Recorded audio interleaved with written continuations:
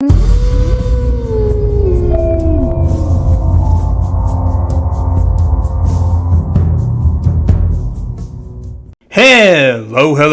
and what is going on, everybody? It is Master of the TDS, and I am joined by my lovely wife, WritingRaven.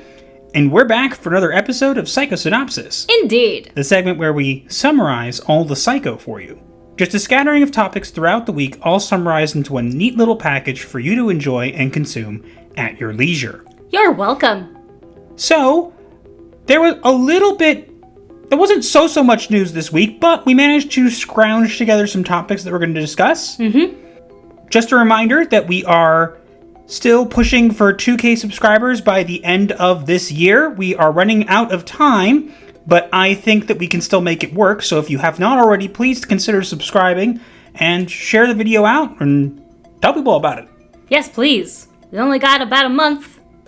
We will be putting up more reviews of Wednesday, but we'll get to that at some other point. Right now, let us begin with our first client. Avatar, The Way of Water. We are screwed. Oh, yes. Avatar: The Way of Water director James Cameron has revealed that in order for the sequel to be considered even remotely profitable, it has to end its theatrical run as the third or fourth highest grossing film in history. It has to make $2 billion at the box office domestically. Not worldwide, domestically. That's a lot of money that they're never going to be able to get. Regardless, I know people have mixed opinions of Avatar, and I'll be honest, I've seen it twice. So have I. It wasn't a terrible movie, but it wasn't a really good movie either. What people really remember it for is the visual effects, which I heard somewhere took 17 years to make. It's probably not 17 years, but who knows. But regardless, they had some really cool effects. They did 3D and all this kind of stuff, so it was for its time, it was really cutting edge. Yeah, but the story was super generic. Yes, and it seems like from what we've seen in the trailer that Avatar: The Way of Water is going to be pretty similar, but with water. Yeah. And maybe it'll work, I don't know, but the fact is that even if they do like cutting edge water effects, coming right out of the gate with a movie that you need to be the third or fourth highest grossing film in history to even make itself profitable, that's stupid. Yeah, it would have made a lot more sense if this had come out, 10 years ago? Even then, if it had come out a year after the first one, you're really going to put that big of a gamble? Oh, this movie needs to be the third or fourth highest grossing movie ever to even just make its money back. But we're just going to do it anyways. Yeah, I mean, I think James Cameron is hoping that the success of the first one will bring in success for this one, but people have already forgotten about the first one, more or less. And look, no one's saying there aren't fans of it. And again, the story was not terrible, especially these days. We don't usually get many cohesive stories, and this one was okay. But unless they really up the ante with the story in this one, I don't think just flashy effects will be enough to pull people into seats. Definitely not. But we'll have to wait and see. I have really no plans on seeing this, not because it's something that I'm opposed to seeing, it's just because I have no interest. Same. I don't think anyone really has an interest. No, people do. Some people are interested and excited, but fair. At the same time, it's not even like, oh, I want this movie to fail. No, I think it's just unrealistic to come into a movie with that kind of expectations. And then also, it's been how long since the first Avatar? I don't even remember. Plus, it has a runtime of 3 hours and 12 minutes, which I do not want to sit through. And yeah, and some people were saying, oh, you could do that for Lord of the Rings or whatever. Look, I'm pretty sure I watched Lord of the Rings out of theaters, and I'm a person who likes to have my pause button when it's long movies. Yeah, same. I mean, I'm sorry, but the body has needs. When you have to use the restroom, you don't really get to pause on the big screen, do you? No, that happened when my brothers and I saw The Incredibles in theaters. One of us had to use the bathroom and we missed a major plot point! Anyways, we'll have to see how this does. I don't see it hitting a third or fourth highest grossing film in history, but maybe we'll be surprised. Who knows? Maybe. Until then, moving on. Next up, we have the new Disney movie, Strange Worlds. tries so desperately to tick so many message boxes about the environment, teen sexuality, the responsibilities of fatherhood, and plenty more that it ends up, if not an absolute mess, then only vaguely coherent. Wow, I have no words. Since Strange New Worlds opening day, the movie only made $800,000, and projections show it's bombing over the holiday weekend. At its current trajectory, Strange World should end up becoming Disney's lowest-grossing animated feature family film in a very long time.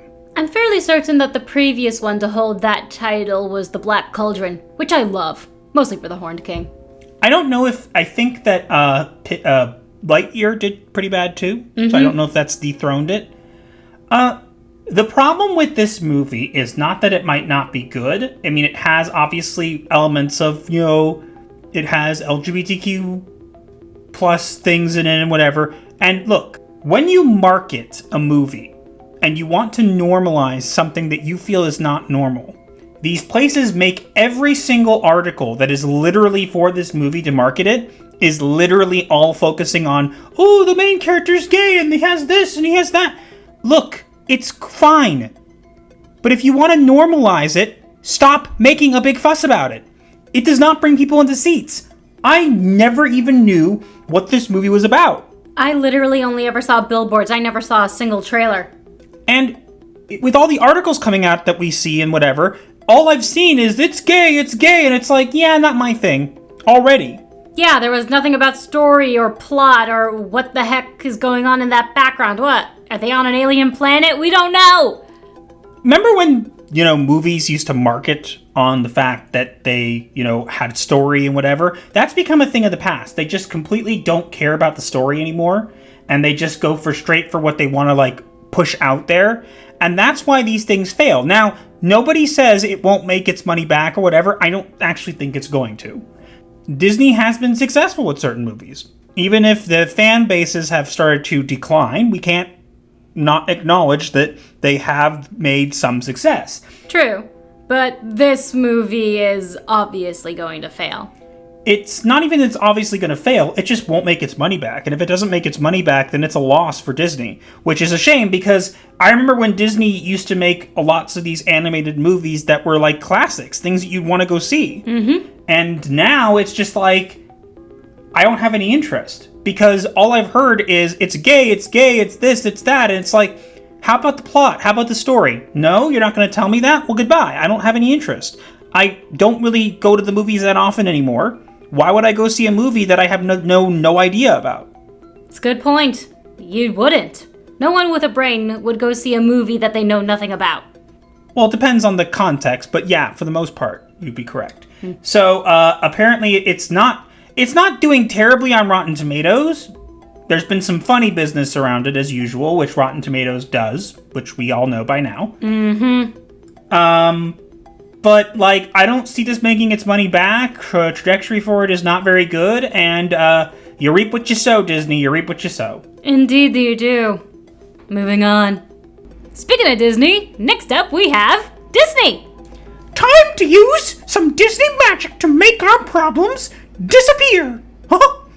Bad, Mickey. Bad. The Walt Disney Company announced that former CEO Bob Iger was named CEO by the Disney Board of Directors after Bob Chapek was seemingly fired from his position. Yeah, it was quite sudden and, was it unexpected? I'm not sure. Yeah, for the most part it was. I don't know if there were some people who had some insight into it, but it seemed like most people were caught off guard by it. For those who don't know, Bob Iger was actually the CEO before Bob Chapek, and he actually was... he actually stepped down and Bob was the other Bob was put in his place. Yeah, but what a lot of people have said is that a lot of the current problems with Disney happened under Bob Iger, which left Bob Chapek to clean up the mess. And he was well on his way to doing so when all of a sudden Iger stepped back in and took over. Well, we say he was on his way to doing so, but to be fair, he did seem like that at first, but then afterwards he kind of caved to the agenda and everything else. And so it didn't seem exactly like he was going to actually fix things, but people are cheering this yay, Bob Iger's back, and it's you do realize that most of the problems that Disney was facing is because of the lingering effects of Bob Iger.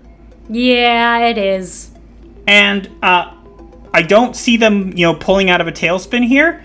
It was just very surprising. I actually posted it, said we have been Bob-boozled. That was funny. Yeah, you did.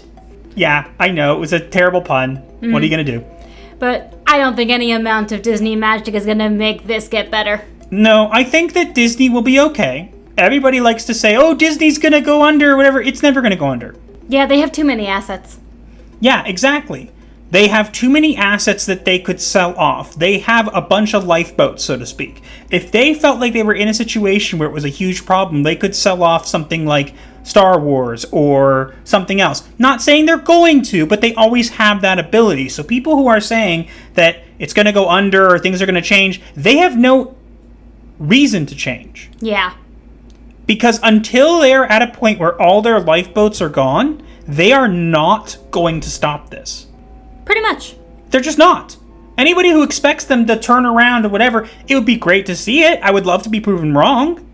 But it's not going to happen, let's be honest. Yeah, you have a point. But yeah, it'll be interesting to see what Bob Iger does under, now he's CEO again. Poor Bob Chapek. I mean, I feel kind of bad for him because it happened on a Sunday, like right before Thanksgiving. Like, come on, that's not okay. Yeah. I get it. Sometimes you got no choice, but I can't imagine waking up that morning and finding out that you were fired like that right before Thanksgiving and having to be with your family, and I can't. So I do feel a little bad for Bob Chapek, but I mean, I don't see Disney pulling out of its tailspin. And when I say tailspin, I want to make very clear. They are still profitable in certain aspects, but a majority of their movies, aside from a couple different franchises, are doing badly. And then the ones that are still doing well have a dwindling fan base, and people are getting tired of it. And there is recorded evidence of this with numbers and stuff. So don't try to tell me that I'm wrong here. It's just the facts. Yeah, the numbers don't lie. Unless the numbers have been scrubbed or altered, then they lie. Well, yeah, with Disney, we don't get the numbers, so we can't scrub or alter them anyways. Yeah, fair point. But yeah, it'll be interesting to see where it goes from here. They're just throwing Bob under the bus. Yep. He's a speed bump now. That's not very nice. Oh, well, what, would you rather I say roadkill? I guess speed bump's better than roadkill, so we'll go with that. Mm-hmm. Moving on. Next up, we have idiocy in Marvel. So we're making comic movies with people who don't like the comics. Exactly! You guys are idiots! Producer Nate Moore has revealed that he believes the key to Marvel Studios' success is hiring writers who are, quote, out, end quote, of the comic book culture over anyone who loves the source material. That is an immediate red flag, but he says the opposite is a red flag, which is so unbelievably dumb. It does make a lot of sense, though. Uh-huh. Given that this is literally what we get nowadays. It's why things haven't been at least even trying to adhere to the canon. Things change. Mm-hmm. Canon changes. Things get tweaked here and there. But they completely disregard the source material entirely. And then they get mad when people criticize it and they call us a bunch of names. And I'm not saying that the movies that they've made still haven't been profitable, but as I said before, the numbers do show that the amount of people tuning in for the movies or TV shows or whatever have dwindled greatly. Mm-hmm. Doesn't mean they're not profitable, doesn't mean they still won't make money, but it is something to consider here. Now, the fact that these people don't hire people who like the source material doesn't surprise me at all, because how are you going to push your agenda if people have idea of the story? You don't. But personally, as a writer who likes story and respects source material, I would rather have someone who knows what the hell they're doing. Yeah, but this is Disney Marvel we're talking about. Marvel before Disney was good, and now it's become a mockery. Mm-hmm. And so I'm not surprised to hear this. I'm surprised to hear someone saying it out loud, but let's be honest, we all knew they weren't hiring people like that. Yeah, same happened on The Witcher. And I think the biggest example for Marvel is She-Hulk. Oh, good point. They actively hated the fans and the viewers in the finale episode. Whatever. At this point, I'm not surprised to hear this. Eventually, that will come back to bite them because eventually, if the trajectory continues, eventually the numbers do show that Disney Marvel is headed to fatigue. Disney Marvel fatigue. People are tired of it. It's getting to the point where people don't tune in for everything, and if you make it necessary viewing material that you need to be there for everything, less and less people are going to commit to it. That is true. It's just how it works. Facts don't lie. No, they do not. Anyways, thanks for saying the quiet part out loud. Do you want a cookie or something? I will not be baking them for you. I'll just burn them for you instead. It's okay. They seem to if they were a cookie place that produced cookies, they want to buy people who don't know how. They would want to buy cookies from people who don't know how to make cookies. That is literally the logic that they're using. Exactly. Good analogy? I think so. Oh my god. Let's move on. And speaking of Marvel, we have Letitia Wright. Letitia Wright is not happy with entertainment media heavyweight The Hollywood Reporter after the outlet decided to attack the actress by comparing her to some of the most terrible people in Hollywood due to her alleged anti-vaccination stance. Yeah, it's really pathetic what they're doing. They are actively trying to bring down her career and life. Yeah, and this is not the first time they've done this, but she's apologized for this. It's under the water under the bridge at this point. Yes, there are people out there who will never forget and are still attacking her about it. And as you can see, she's calling out Scott Feinberg because apparently she's refused to come on to do like interviews and stuff because of their publishing the original video, and she's upset. You can actually see she says, "This personal agenda with your friends at Hollywood Reporter is disgusting. I've remained silent as the world told me to kill myself 2 years ago for a video I posted and apologized for. I kept my head down and focused on my craft, and now I'm at the other end of it. Here you are, as a so-called journalist we are meant to trust, putting my name into this nasty article for what? You lack substance, you clearly have nothing to report. The movie is beautiful, impactful, and breaking box office. I worked my ass off with my cast and crew to dedicate it to my brother. How dare you? Did my performance rattle you that much? It was that excellent, huh? I'm still here, still making impact, still creating projects that touch people's hearts, and it's not going to stop. Get a life, like for real." Straight and to the point, I like it. This is the second one of her Instagram posts. She actually had another one that she basically said that she also had to unblock them to even say this. Oh yeah, good point. But look, everybody has had certain takes. Not going to go into what your take is on certain things. That is your choice, and we respect it. Mm-hmm. But 2 years ago now, and you're still digging that hole, aren't you? Yeah, they really don't have lives. Or hobbies.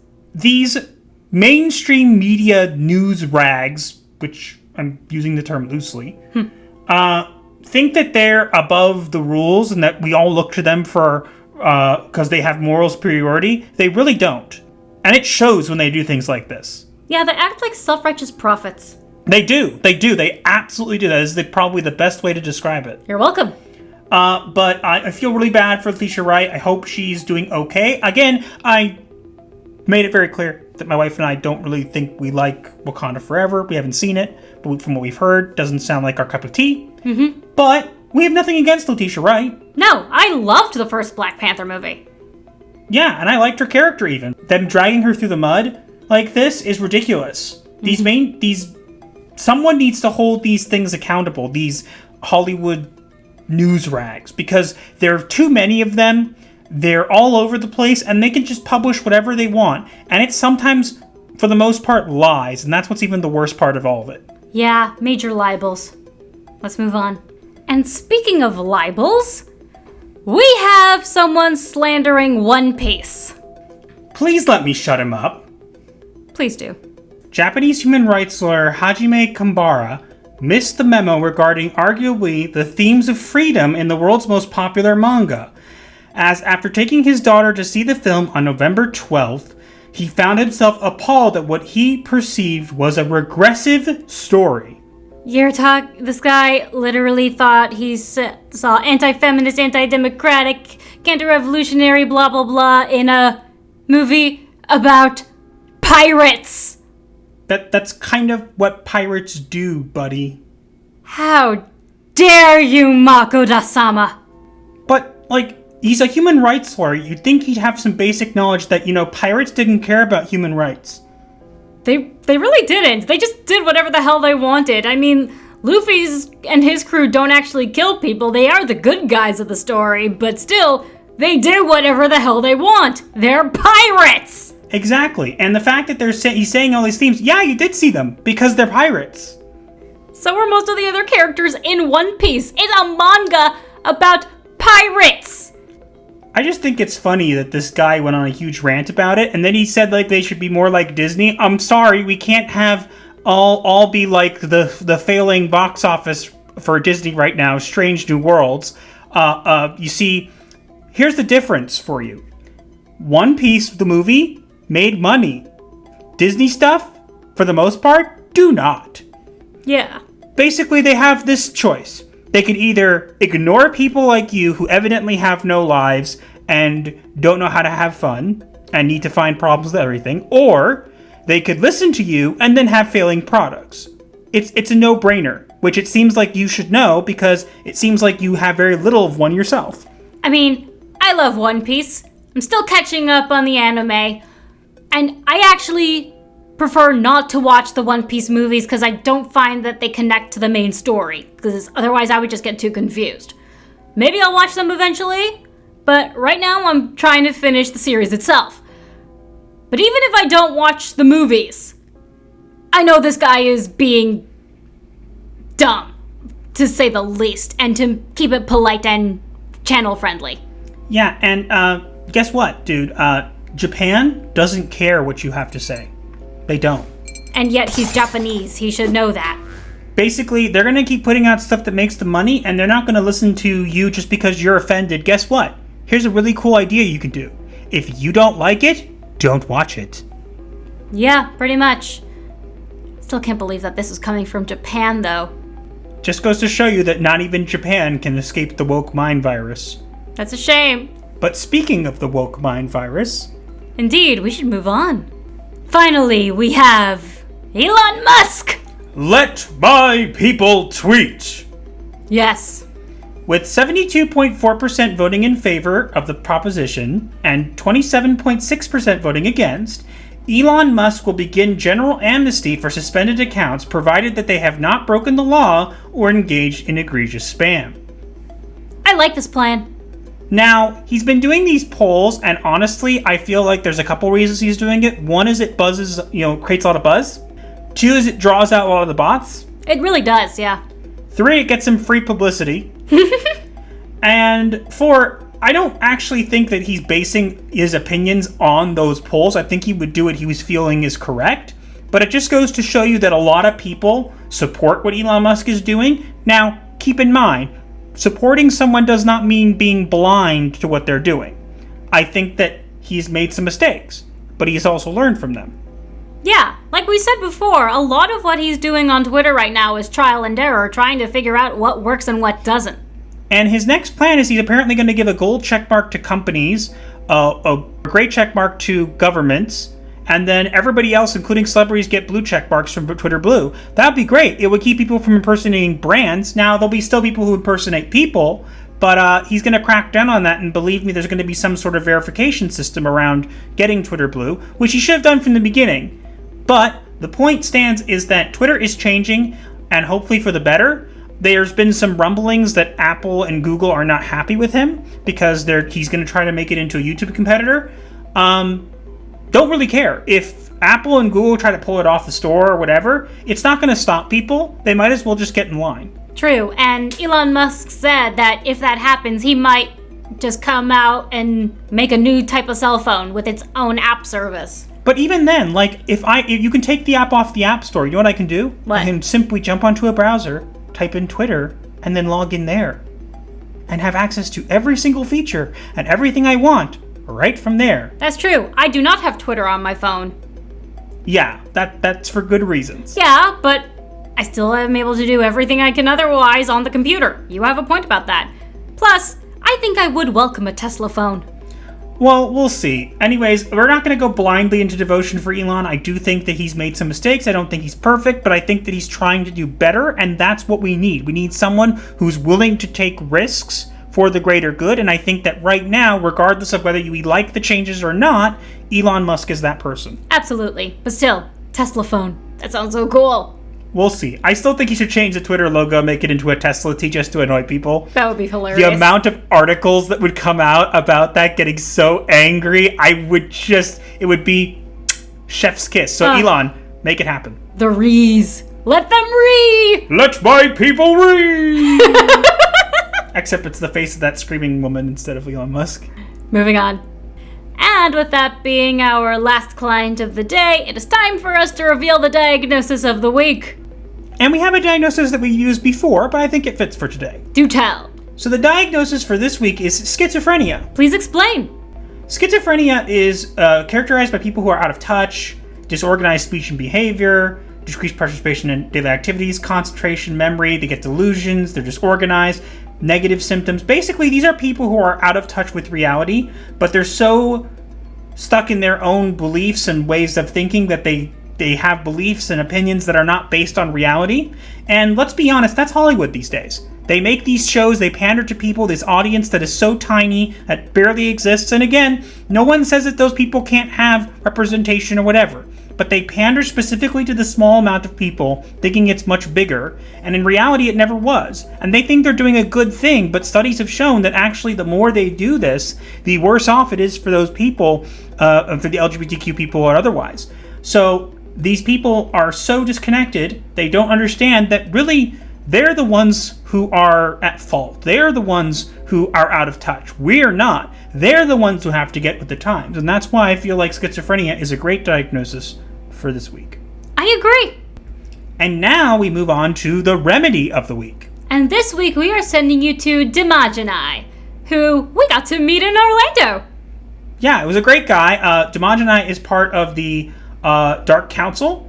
Basically reports on different things in pop culture and stuff like that. He's a great guy, was very friendly, it was really nice to meet him in person because I've interacted with him on Twitter and stuff before.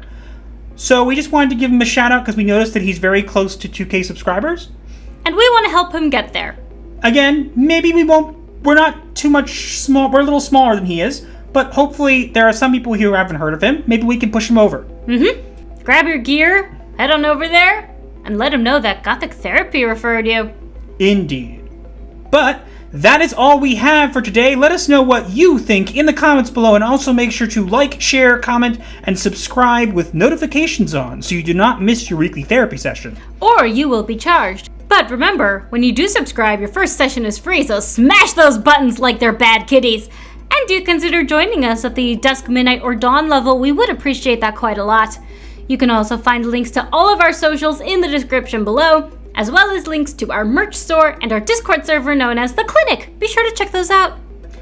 Yeah, so we're going to get some more Wednesday reviews out. We're going to take our time with them. It might not be as fast as we may like, but, life gets in the way. Yeah. We will be reviewing the entire series, though. But we are going to have to watch episode 2 again because neither of us remember it. Yeah, doesn't bode well for this series. But if you want to check out our first episode, our review of episode 1 is up on the channel already.